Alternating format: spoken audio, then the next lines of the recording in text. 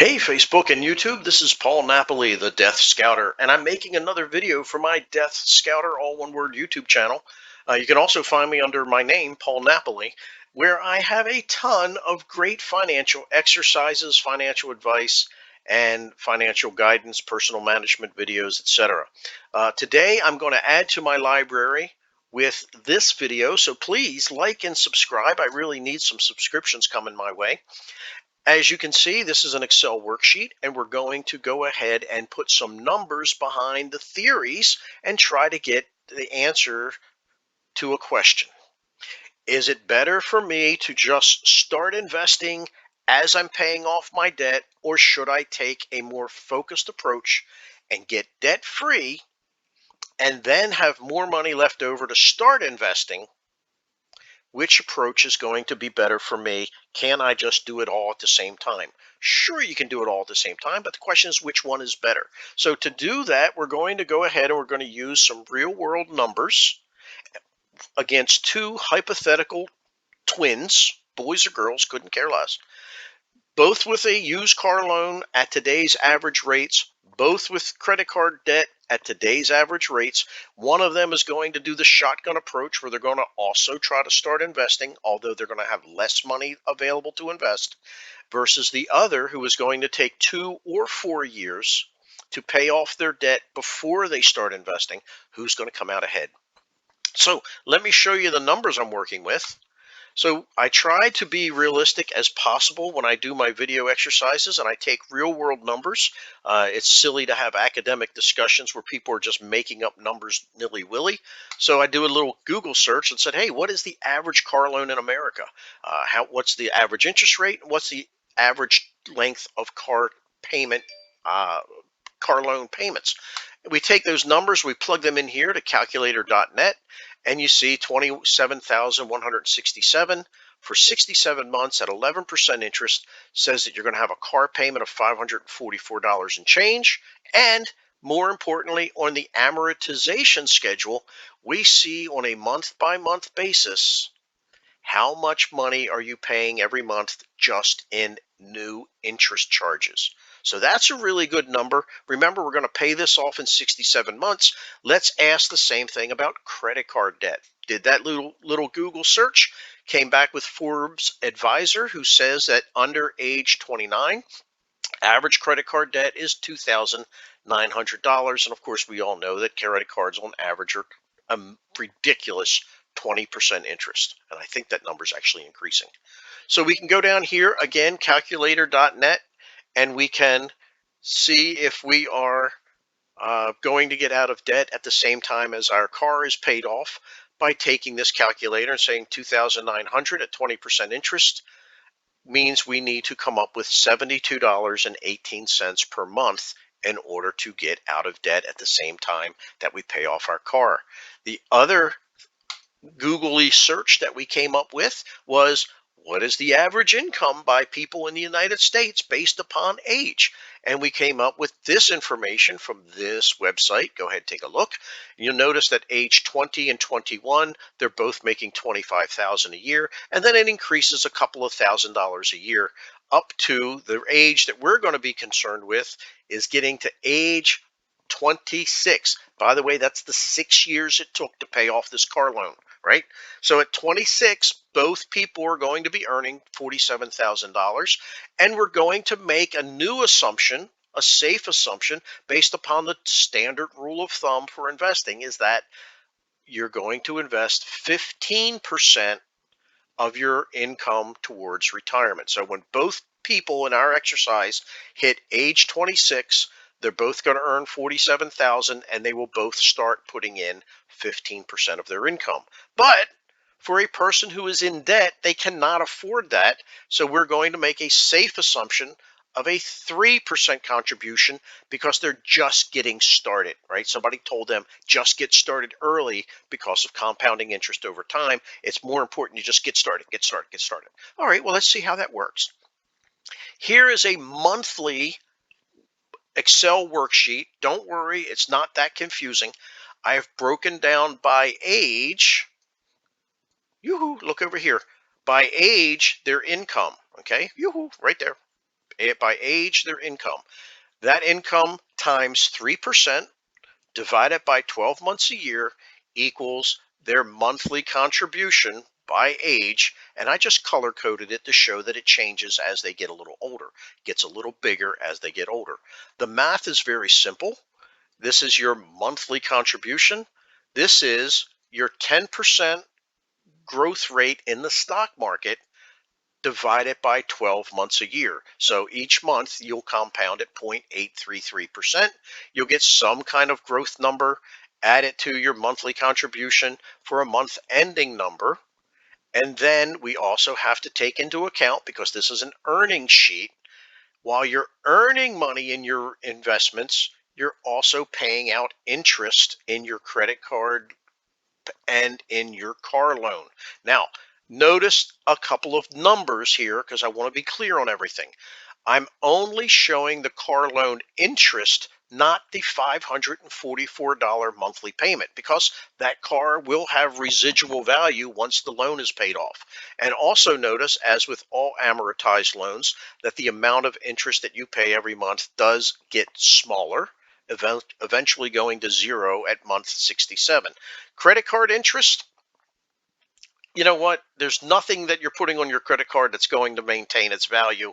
It's just a drain on your monthly cash flow. So I went ahead and took $27.18 right out because it's not available for investing.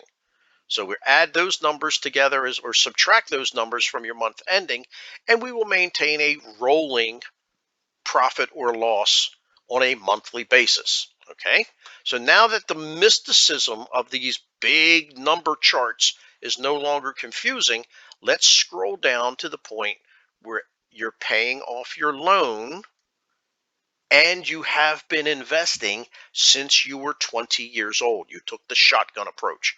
Month 67, you're still age 25. Your 3% contribution has gone up to $102.50 a month, but now you are debt free. What I did for you until you turned 26 was I gave you a real big bonus. I added in your $544 a month car payment and your $72.18 a month credit card payment, so that your last 5 months you're throwing in a chunk of money. So I'm being very generous to this person who's using the shotgun approach. When you end your 25th year on this planet, starting age 26, here's your number. You will have amassed $10,539.16 to start investing now that you are debt free, right? So the whole idea was taking 67 months, almost, all these years to get debt free. So here we're going to go to the new worksheet. Now this is done on a yearly basis, not a monthly basis.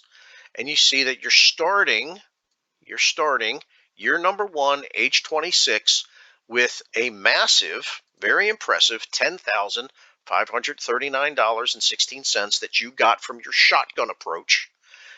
You're earning 10%. So now 10% looks like 10% because it's an annual number, getting annual growth numbers that you add into your annual contribution, right? 15% of $47,000 salary, you're now up to $7,050 a month for the rest of your life. And we don't need to change this as we get older, because both people now are walking in lockstep in regards to income and contribution percentage, right?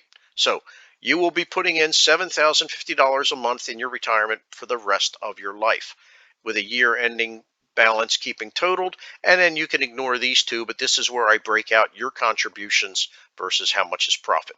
All right. So let's pick some mile markers so that we can measure person number one against person number two. Let's pick age 40, where you have $241,248.32.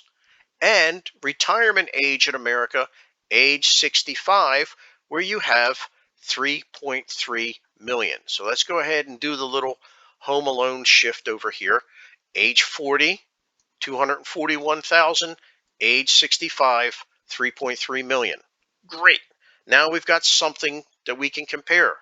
Let's go over to the twin who spent the first 2 years of their life blowing out their debt, and now they can afford to put 15% of their average age salary into a 10% annual investment. And you see that for the first year, age 22, their annual contribution is $3,750.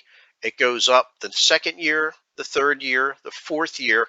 Both parties meet at age 26 and invest $7,050 for the rest of their lives. How did this person who got rid of their debt and ended up with a bigger chunk of money to invest compare to the person who did the shotgun method? All right, well, age 40, 322,000 and change. Age 65, 4.186. Why don't we just call that 4.2 million? So we go back over here and we scroll down and we do a comparison. The person who started and shotgunned their way ended up with 81,000 or $879,000 relatively, by comparison, less than the person who waited and invested a larger chunk later. Now, why don't you ask the question? I'll beat you to it. Paul, is it realistic that a person would have gotten out of debt in just 2 years? Okay, what if it took them 4 years to get out of debt? Well, I did those calculations for you as well. Now, instead of starting at 22, they're starting at 24.